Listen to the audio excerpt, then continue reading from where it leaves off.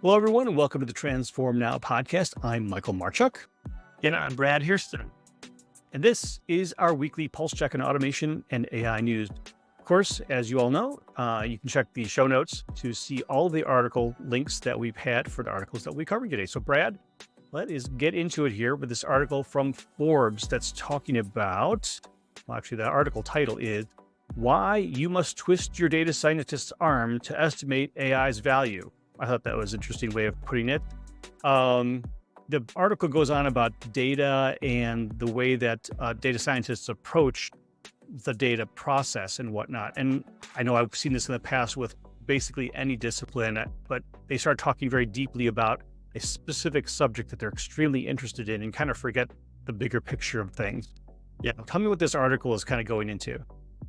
Yeah, I thought it was an interesting piece. Eric Siegel is the person who wrote it.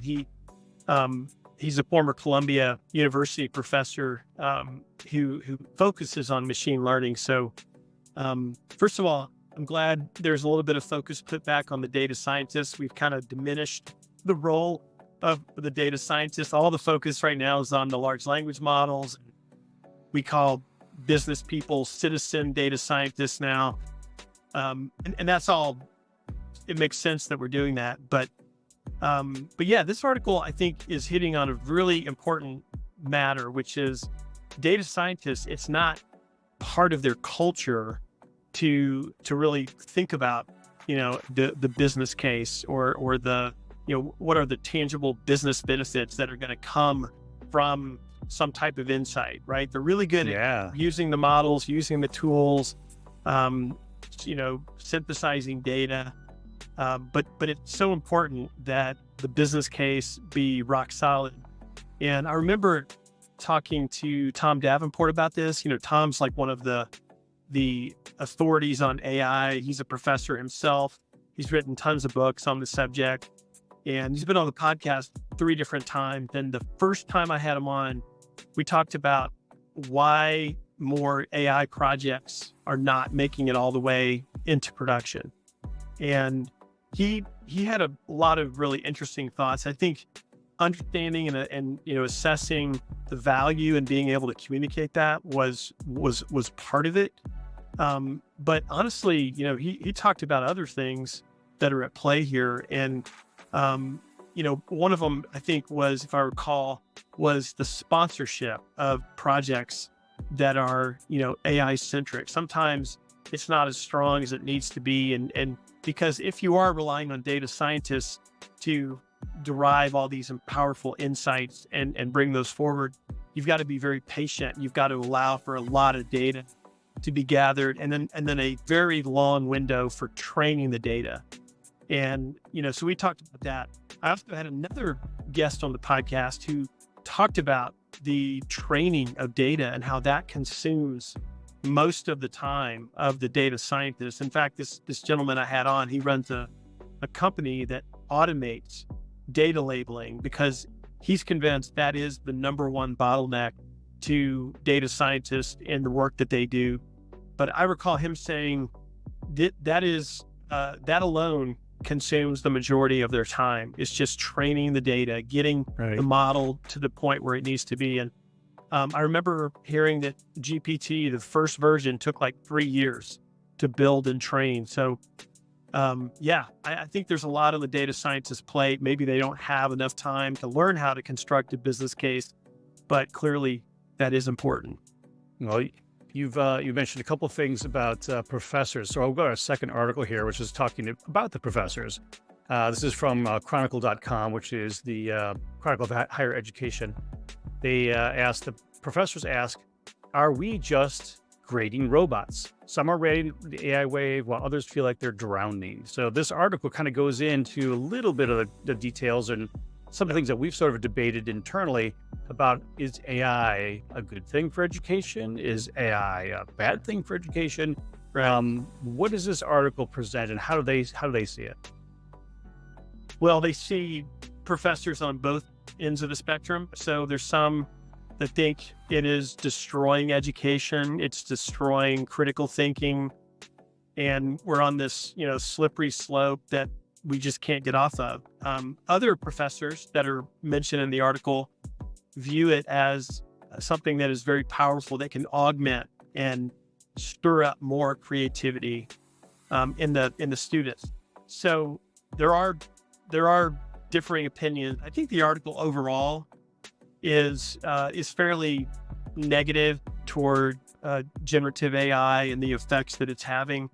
I thought it was interesting that one professor in the article said that he's going to assign less writing and less deep reading because now it's really hard to assess students' ability in those areas. And I think he said he's also going to use more in-class handwritten exams. So you can see how that would be a logical path to go down. It's like, I can't let them take exams at home. I can't let them write essays at home. I can only put it in front of them and let them do it here in class where they can't use a computer. They can't use a large language model unless they're using Google glasses that have a ChatGPT window open in them, or I guess a Gemini window. Maybe they're going to be wet wired into all this stuff. Who knows? Well, it's interesting that you say that is that I had a podcast with Juliette Powell, who's a professor at NYU, and she has been seeing her students who are in the business school connecting very deeply to AI and seeing the business benefits of AI going forward, but perhaps not necessarily learning through AI or cheating through AI, however you want to describe it, of not getting the concepts, but looking how to apply this technology as everything else. And I think most people would agree that, hey, listen, once I get to a certain level of math problems, I'm going to whip out a calculator. Not that my students do it because I probably have those basic skills that are still there, but because it's so much quicker, easier, and I understand the concepts behind it, I can use a tool then to get the answer or the information I really need. So maybe at some point, these professors will reevaluate and see this in a different light. Yeah, no doubt. So our last article for this one is talking about entertainment. And I know, Brad, you are a fan of entertainment and all sorts.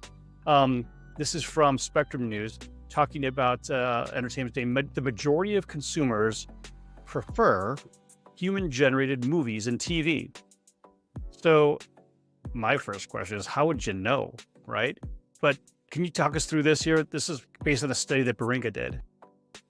You hit on the biggest point, which is how do you know? And right now, there hasn't been a clear type of AI unto itself that can assess or find something that is AI generated or detect it. They keep saying that even OpenAI said shortly after ChatGPT was released, oh yeah, we're going to create a form of AI that will allow you to know whether something is AI generated or it's human generated. So we'll see how that turns out. There's going to be a level of suspicion around that, I think, too. And Michael, this is mentioned in the article, but this comes on the heels of the Tribeca Film Festival announcing that they are screening 5 AI-generated short films this month when the festival is being held. So that in and of itself is interesting. And this one does hit home for me, and you know this because I've been fooled more than once with deepfake videos. In fact, there was one just last week. I saw a trailer for a movie that was being rebooted from 20 years ago, a Keanu Reeves movie, Constantine, that I really liked. And I see a trailer that is Constantine 2, being made. And I even forwarded it to some friends of mine and said, hey, look at this. It's pretty cool. They're gonna do a reboot. And so it was really funny when you sent me a note and said, Brad, that was a fan generated or a concept video. So it was AI, it was Gen AI generated. And I felt like such an idiot. But I'll tell you, the special effects in it were really good. If that was the movie they're making, I probably would go see it. Well, it's pretty interesting you say that too, because there's 2 parts to this. Obviously, knowing what was generated by AI and not. There's the visual element, And then there's the dialogue that characters would say, even if they are human actors doing the dialogue. Was that written by AI? Was written by a human, right? So Right. it's difficult to tell, but we've also gotten very comfortable, and I would really be very comfortable with computer generated graphics for movies and whatnot. Yeah.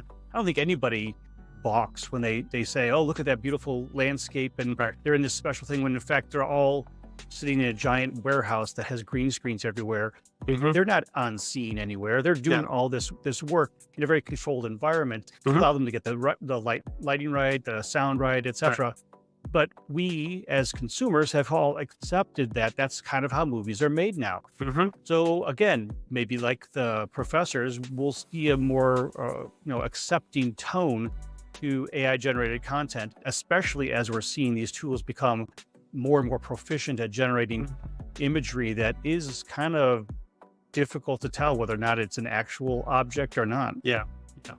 I had another AI expert on the podcast, a gentleman named Manoj Agarwal, and he made a great point. He said that at some point, AI generated, art and movies and things like that will become so pervasive that, and it will be probably in the future. At some point, there will be a way to detect what is AI versus human. But he really sees human generated art in any form becoming, basically higher in demand, more valuable, that this will not diminish what humans are doing to create, in artistic ways. It'll actually raise it. It'll increase the demand for it. People are going to want paintings in their house that were painted by humans versus AI models. So yeah, it's an interesting thought. I think in a world where machines are taking over, all aspects of society, I think there still is room for human creativity and human expressions of art. And we just got to make sure we don't let that all fizzle out and just say, well, I can have this AI model, write this story for me and just take a nap instead. I hope that doesn't happen. There will be some that will be lazy and feel that way and take advantage of it. But I'm hopeful that on the flip side, more people will use it to augment what they're doing. And especially in Hollywood, I know the writers, picketed forever against AI, and they really wanted, to increase or to salvage their value, their role in Hollywood. And I'm hoping at some point we get to a place where you can have both, and they can leverage AI when they need it, and if they don't need it and they write a great plot, fine. Let's have the best of both worlds. But Yeah. very interesting times we are in. Yeah, I totally agree. But, when you talk about human painted art versus AI generated art, I would put the caveat that no one would buy art generated by me. I have no talent when it comes to painting something. So I think it is going to be one of those things where I would probably prefer AI generated art over my art because I can't create it. But if you have people who are talented, people will gravitate toward that talent, and they'll gravitate toward the feeling it gives. So I totally agree with that. Well, that's all we have for this episode. Thank you, everyone, for listening. And of course, if you haven't subscribed yet, please hit that subscribe button, and we'll catch you next week on the Pulse Check.